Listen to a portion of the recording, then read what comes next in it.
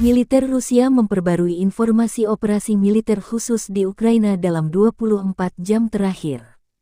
Juru bicara militer Rusia Letnan Jenderal Igor Konasenkov pertanggal 18 Desember melansir kontak senjata kembali terjadi di arah Kupiansk. Koordinasi dan kerjasama antar unit prajurit Rusia memaksa musuh kembali ke posisi semula. Hingga 25 tentara Ukraina, sebuah pengangkut personel lapis baja, dan 2 mobil hancur diserang di dekat Kislovka, wilayah Kharkov. Kontak senjata juga pecah di arah Krasny Liman. Serangan artileri Rusia mengeliminir pasukan cadangan Ukraina di dekat Stelmachovka, Republik Rakyat Lugansk.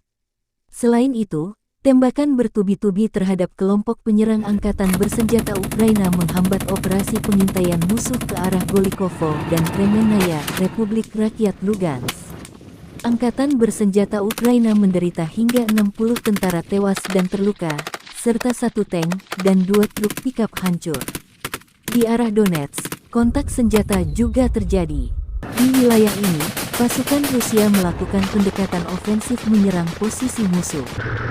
Hasilnya pemukiman Yakovlivka, Republik Rakyat Donetsk dikuasai setelah musuh mundur. Saat ini sedang dibersihkan sisa-sisa pasukan Ukraina. Kerugian pihak musuh belum dihitung, kata Konasenkov. Konasenkov menyebut secara total, 344 pesawat terbang dan 184 helikopter, 2.676 kendaraan udara tak berawak Ukraina dinetralkan. Termasuk 398 sistem rudal pertahanan udara, 7.149 tank dan kendaraan tempur lapis baja lainnya. Juga 931 kendaraan tempur yang dilengkapi dengan MLRS, 3.691 meriam dan mortir artileri lapangan, serta 7.650 unit peralatan khusus militer dihancurkan selama operasi militer khusus, kata Konasenkov. Dari kubu Kiev, Kementerian Pertahanan Ukraina melansir 520 prajurit Rusia dinetralkan dalam 24 jam terakhir.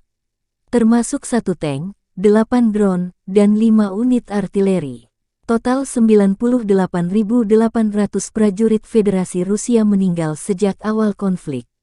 Kiev juga mengklaim sebanyak 281 jet tempur Kremlin, 264 helikopter, 2.988 tank, 1.657 drone Rusia dihancurkan.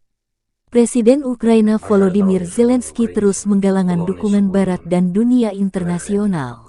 Pasukan Zelensky butuh bantuan senjata dan amunisi untuk mengusir penjajah Rusia, termasuk sistem pertahanan udara canggih untuk melindungi langit Ukraina dari serbuan misil jarak jauh Rusia. Konflik Rusia dan Ukraina memasuki bulan ke-10. Belum ada tanda-tanda perdamaian.